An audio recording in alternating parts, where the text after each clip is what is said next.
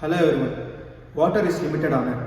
Even though Earth consists of 3 by 4th of water, only 0.68% of it is available as groundwater, which is a major source of pure water for the people living in India as well as all over the world.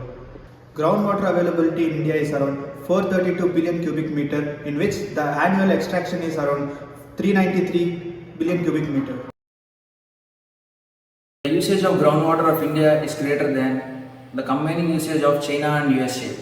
According to the Central Water Commission, 63% of Indian states have been depleted with the groundwater.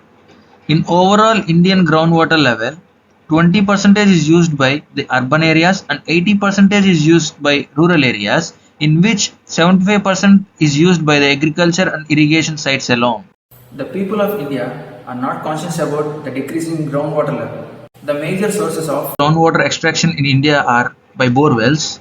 Totally, there are 27 million bore wells in India, in which the Indian annual extraction is totally 90%, which means 393 billion cubic meters of the groundwater. with the increasing population, the demand of water also increases.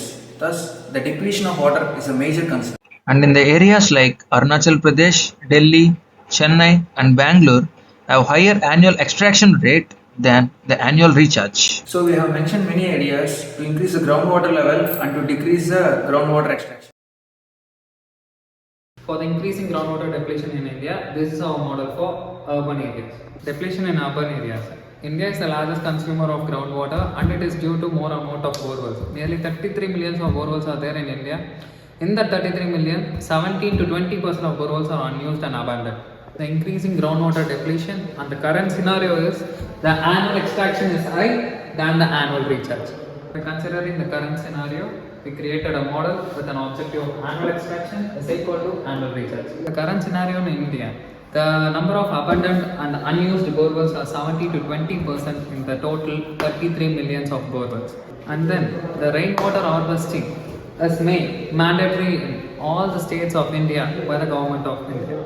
By integrating the current scenarios, the rainwater harvesting and the abandoned borewells, we are going to use all the rainwater harvesting and collect it to the abandoned borewells and increase our groundwater. The thing happening in India is due to depletion, this borewell is depleted. Then the man goes for a more deeper borewell.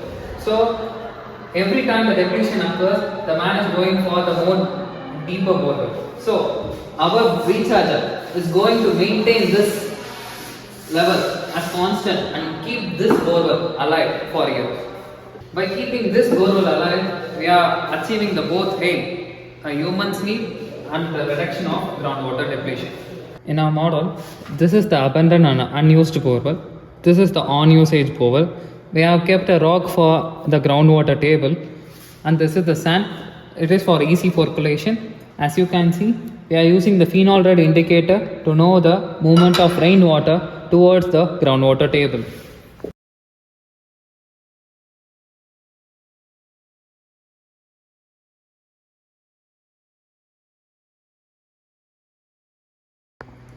After recharging, this is how the rainwater percolates into the groundwater to attain the groundwater table. Now the groundwater has been recharged.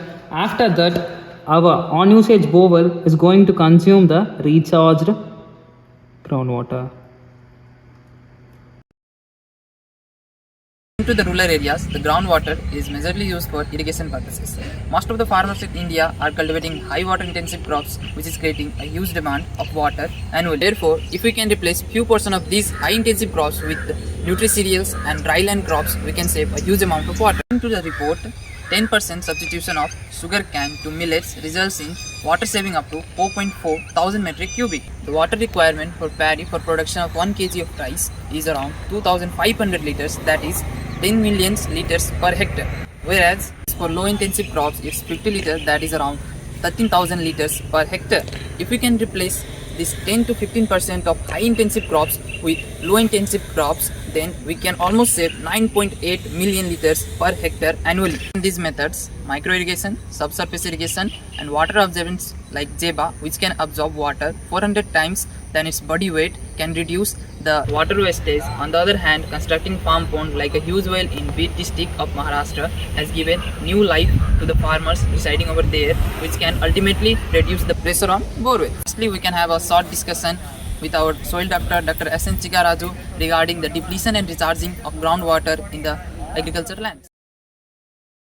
So here we are having Dr. N. Chigaraju as our soil doctor to give his view on depletion of water. Hello, sir. Thank you. Hello.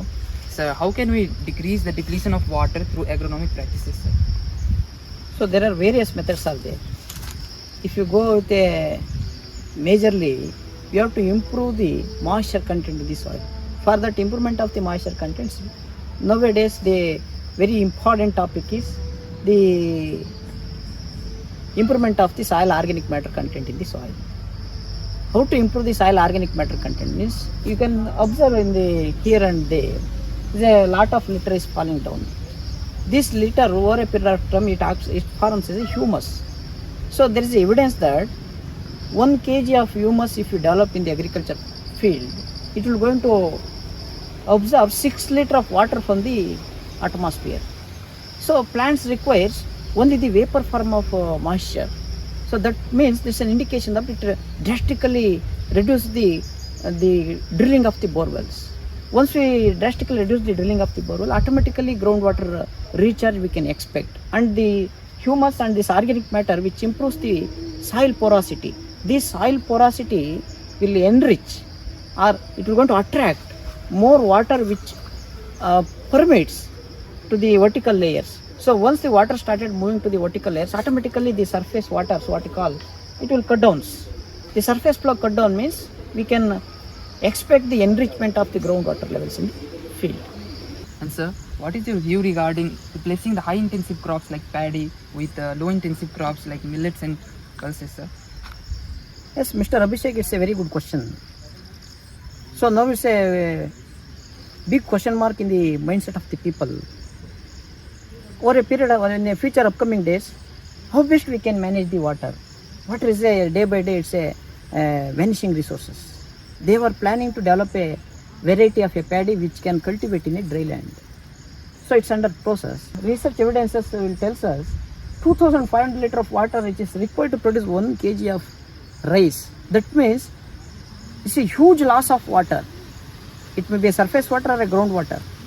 So over a period of time, you have to find out the alternative method of farming practices for this cultivation of paddy. So what may be the consequences faced by the Indian farmers and people if the water depletion continues as it now, sir? See, in future days, if the water depletion, if it is continuous, we can have a liquidation of our country. Better example is Sri Lanka. The cost of living get increases. And in the agriculture, totally whatever the varieties, hybrids, what we are developed, they are going to lose their vigor. They can't able to perform well in the society, well in the environment. So once they lose their vigor, there is no food production, and the self-satisfaction of food grain will be comes down. Therefore, the cost of the prices will increase like a very higher percentage. So a poor common people who cannot have a very peaceful lifestyle in which future upcoming days. So by keeping all this in the minds, we have to develop such a farming practices which can safeguard future generation also. The best one is the natural farming. Recharging the groundwater and bringing it to its optimum level is a great challenge. Groundwater is the only pure source which we cannot let it deplete and get polluted. To overcome the depletion, we can go for natural farming, increasing humus content in the soil, farm ponds, soil absorbance, cropping pattern, recharging with unused bore wells, effective use of surface water. Hence, by following above practices and methods, we can balance the annual extraction and annual recharge of groundwater.